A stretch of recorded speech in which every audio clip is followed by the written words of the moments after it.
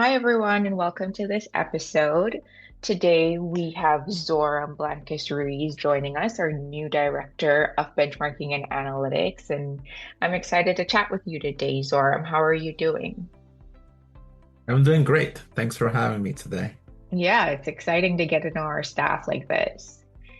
Um, Tell me a little bit. Could you describe your role at IBI in a way that someone outside our industry would understand? Um, my role at IBI is to work with all the benchmarking and analytics. We collect data from various data suppliers in the disability insurance industry, and we collect data for disability, absence, or leave of absence, and workers' comp data. And then we aggregate all that data, and then we send it back to the carriers, and the members have access to the aggregated data so they can use it as a benchmark, as a way of comparing their clients to the industry. Yeah, that makes sense. And I know our members are very they think our benchmarking is very useful. So you're doing real important work for IBI. What's a typical day like for you at IBI? Well, it depends on a lot of the projects that I'm working on, but most of the time is working with our platform partner. We have Hmm. partnered with a company called Meredith to build out our new database, our database in a new platform, in the Meredith platform. Right. So I work with them. There's a lot of emails back and forth, answering questions, clarifying questions, reviewing data so that we Hmm. can ensure that the data is correct, so that all the data that we have going into the aggregations comes out, goes in correctly so that we have high quality data. Yep. Um, th- I also field a lot of questions from different members. Sometimes they have special requests, custom requests. I work on those on a daily basis, and I'm always looking for different ways to improve any of the processes that we have here at IBI. And I know the research team throws requests for you for benchmarking now and again, so you have to add that into your mix there. Yes, yes, definitely. They definitely keep me busy, asking a lot of data questions. My background is in the disability world, so I had been in the disability industry for over 10 years. So I have plenty of knowledge of the disability and how it works and how the data should look. So I do field a lot of questions from the researchers, which yeah, it's something that I do enjoy doing here at IBI. Nice. So, what project or initiative are you currently working on that you think you're most excited about? Well, the biggest one is I think the most exciting at this point, which is the transition to the Meredith platform. Hmm. We are going back to what I refer to as the old school way of doing our benchmarking. So we will have a benchmarking report that we put out to our members, in addition to the platform and the portal, the benchmarking portal that we are working on building out. But the first step is to bring back the formal reports, and they're in PDF format, so that we can have that as a base, and then from there we go into the benchmarking portal, rebuilding that in the new platform. So that's a very exciting project, and it definitely takes a lot of time.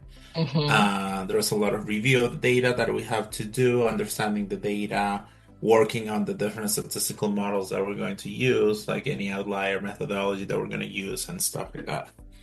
Yeah, it's I know we're all super excited. We can't wait for that to be up and running.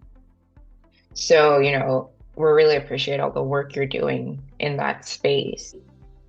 How would you describe the culture at IBI to someone that's considering joining the team? That's a great question.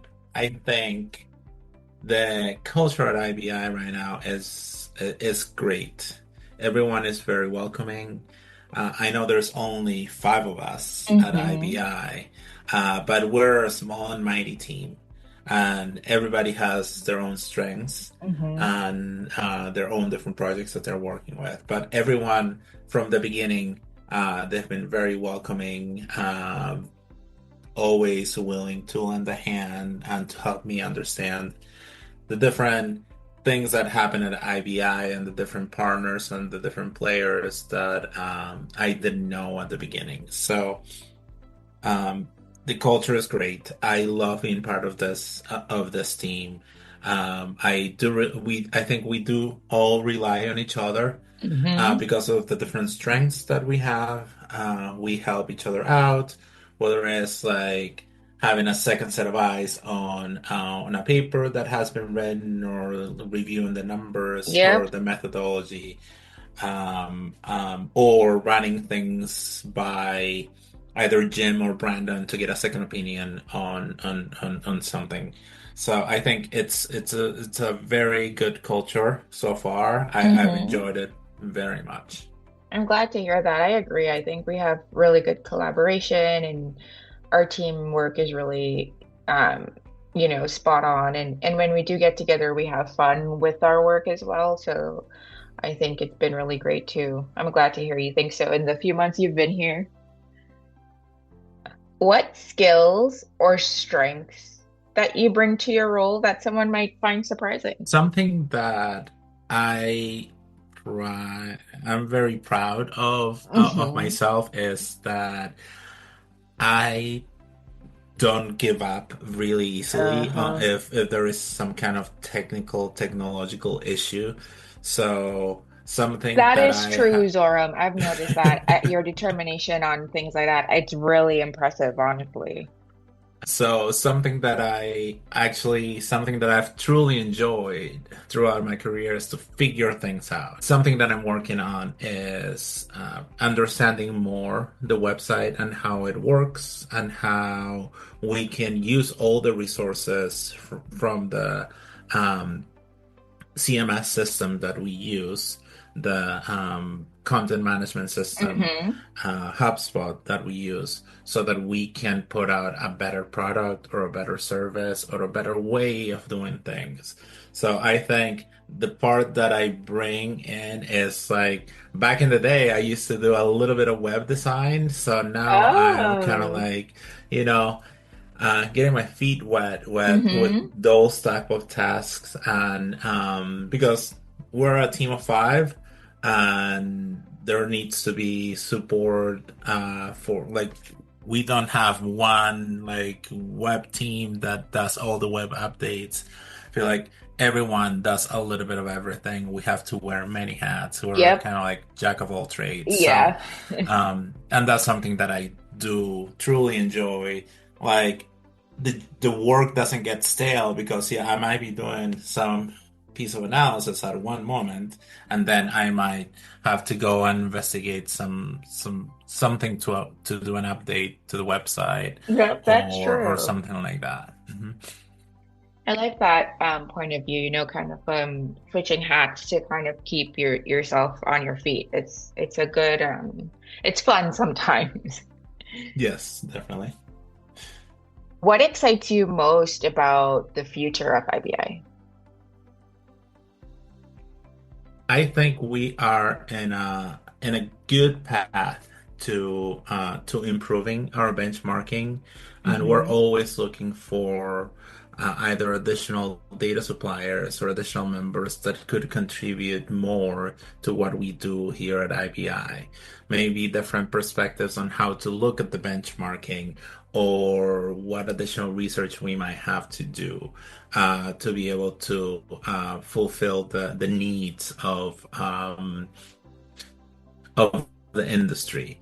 So I think the fact that we're getting information from a lot of different places, that's something that is very exciting to me because we can say, oh, this is something that like there is X project that needs to be prioritized now because it's really relevant in the industry and it's really relevant in our current environment so that we Yep. can provide some sort of guidance through a research paper or through analytics so that we can guide the industry and the opportunities are endless in that regard. Yeah, it's very exciting with what we're doing with our benchmarking. I agree with you. I think we're on a great path for boosting our benchmarking use and incorporating the research with it. I'm excited for where we're going as well.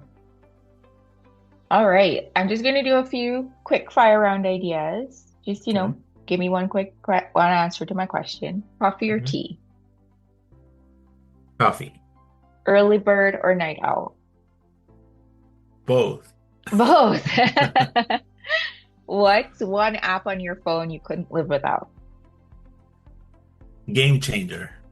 What's that? Game Changer is an app that I use to organize all my teams.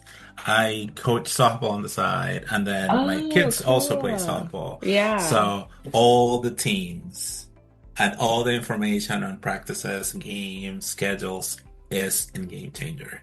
So Cool. I couldn't live without that because, like, seriously, my entire schedule throughout the year is there. And speaking about your kids and coaching and stuff, what's something you kind of do to, recharge outside of work? What are your hobbies? Um, I love playing pickleball. That's one of my Oh, hobbies. cool. I usually play early in the morning before I get into work, and I play for an hour or two, depending on the day and depending how busy I am. Mm-hmm. And the other thing that I do on the side, like I mentioned earlier, is coaching. I love coaching softball. I've Mm-hmm. coached my 13-year-old and I now coach my 9-year-old. Oh, And I coach almost year round. that's awesome. And what's the best piece? This is my last question today. What's the best piece of career advice you've ever received? So back in the day when I was still in college and undergrad, I met someone through an exchange program that I did that was very good at doing things in Excel, Hmm. Microsoft Excel, right? Um, and he at some point told me, if you want to be successful, you should put a little bit of work into learning Excel. And I Wow. actually took that to heart and I Yeah. eventually, right, like, well, started learning it little by little. And then the more and more I got into the workforce, I started use Excel, Microsoft Excel more and more. And that's what kind of got me into analytics and statistics. And then to the point that I ended up getting my master's in statistical analysis No. and using Excel as like kind of like my foundation to learn coding, right? So all the Right. stuff that I was able to do in Excel was easily translated Into into coding. writing Yeah. code. Yep. So I Absolutely. think back in the day, and I'm still friends with the person that gave me this piece of advice, and like anytime I see him, it's like I could not thank him Mm-hmm. enough for telling me learn Excel. That And is that's what I did solid because advice. that skyrocketed my career Oh, yeah. into what I am doing right now. That's such great advice. Like, honestly, I think it's advice you should continue giving anybody who asks you because, like, you could do so much with it. Mhm. Yeah. All right. Well, Zoram, that's the end of my questions. It was fun chatting with you today. thank you for having me. Of course. And we're excited to see the rest of the work you're going to be doing at IBI, especially the benchmarking. Awesome. All right. Take care. Thanks, you too. Bye. Bye-bye.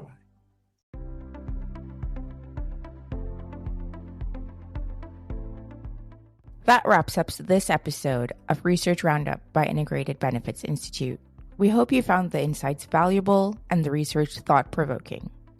If you enjoyed today's episode, please subscribe to our podcast and leave us a review. Your feedback helps us to improve and bring you the content you need. Don't forget to share this podcast with your colleagues and network. Join us next time as we continue to explore the latest trends and research in employee health and well-being and workplace productivity. Until then, stay curious and keep learning.